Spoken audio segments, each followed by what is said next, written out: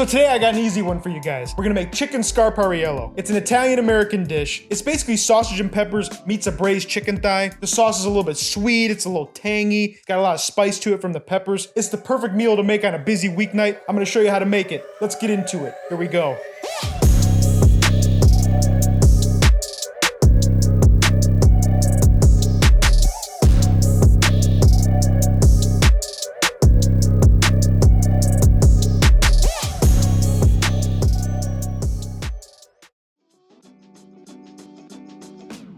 Let me show you how easy it is to make this chicken Scarpariello. The first thing you want to do is get your mise en place together. We're going to start by finely slicing one red bell pepper. Now I find that the red bell pepper has a little bit of sweetness, which is nice. I would try to avoid using green bell pepper as it's not as sweet as the red. Next, we're going to slice up a sweet onion, cut the ends off the onion, cut it in half, and peel it. We only need about half of the sweet onion, slice with the grain, and set aside. Next, we're going to slice up a few shallots. Now, if you don't have shallots, I recommend using the whole sweet onion, but I recommend that you use them. They add a ton of flavor, it adds a rustic element to the dish, and they're going to hold their shape nicely and not disintegrate since the dish is braised. We need about 4 to 6 garlic cloves for this dish. Go ahead and smash the garlic cloves and peel them. Now I chose to mince the garlic. You can also slice the garlic or leave it whole. Whatever you choose will be fine. The garlic will get milder as it cooks. Next, we're going to chop up some hot cherry peppers. Now I couldn't find the right brand I was looking for. You're just looking for pickled cherry peppers. This is going to add some heat to the dish along with a little bit of tang from the brine. Place the peppers in a bowl and then reserve 1 to 2 tablespoons of the brine. Next, we're going to quickly chop some parsley. We're going to mix some in the sauce before we braise and then use some as garnish later on. So we're going to do one last step before we move on to preparing the chicken. I like to serve this dish with either potatoes or rice. Now since I had these potatoes laying around from the last time we cooked, I'm going to go ahead and season them up with a little olive oil, salt, pepper, and a few rosemary sprigs. You can use fingerling potatoes, russets, Yukon Golds, whatever you like. Just season them up the same way, give it a toss, and then we're going to bake in the oven for around 35 to 45 minutes. Oh, I forgot. You want to preheat the oven to 375 degrees Fahrenheit. 400 works as well. You just got to keep an eye on them so they don't burn.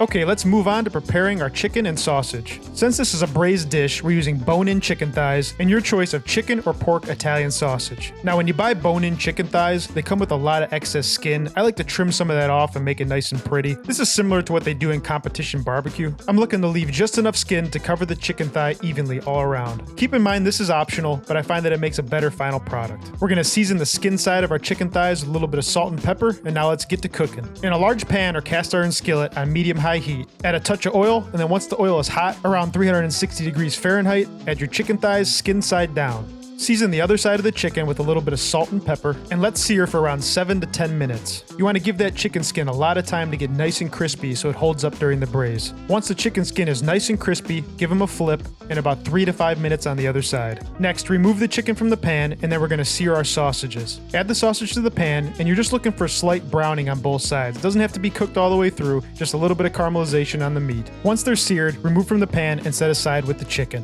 Now in the same pan, reduce the heat to medium, add your sliced onions, red bell pepper, and shallots. We're looking for a light caramelization on the vegetables, not a full caramelization because the dish is already going to be pretty sweet. Season with a little bit of salt and pepper, and then we're going to add some rosemary and thyme sprigs. You really only need thyme or rosemary. I like to use both, but if you don't like rosemary, just use thyme, and if you don't like thyme, just use the rosemary. Now we're going to add our garlic to the pan and saute for about 1 minute until fragrant. Next, we're going to add a sprinkle of some flour before we deglaze with about a half a cup of sherry wine. Another option would be to use Chardonnay. Mix and bring to a simmer, then add 1.5 to 2 cups of chicken stock. Continue to let the sauce simmer, then add the hot cherry peppers and about 1 to 2 tablespoons of the brine. Season with a little more salt and pepper, then add a splash of vinegar to taste. So I tasted it and decided it needed to be a little more spicy for my liking, so I added a little bit of red pepper flake. Stir all that together, give it one final taste, and adjust the seasoning to your liking. Lastly, we're going to add some chopped parsley, and our sauce is ready to go. So I decided to transfer this into an oven-safe baking dish because I wasn't sure if my pot was oven-safe. If you're using stainless steel or cast iron, this becomes a one-pot meal and makes it nice and easy. Now we're going to transfer the peppers, onions, and sauce to the casserole dish, nestle in our sausages, and add our chicken on top. When adding the chicken, it's important to note to try to keep the skin above the liquid. That way we can try to keep it crispy when we go to bake this in the oven. Place the chicken in the oven, set to 350 to 375 degrees Fahrenheit for around 30 to 40 minutes. So now that our potatoes are done and our chicken is cooked to 165 degrees internally, we're going to hit it with a little bit of parsley and we're going to get ready to plate this up. I like to use a wide rim dish with a little bit of a shallow bottom. Place a few roasted potatoes on the bottom of the dish, followed by a piece of chicken and an Italian sausage link, a generous amount of your peppers and onions, and a few shallots. Spoon on some of that delicious sauce that's full of flavor, garnish with some parsley, and enjoy.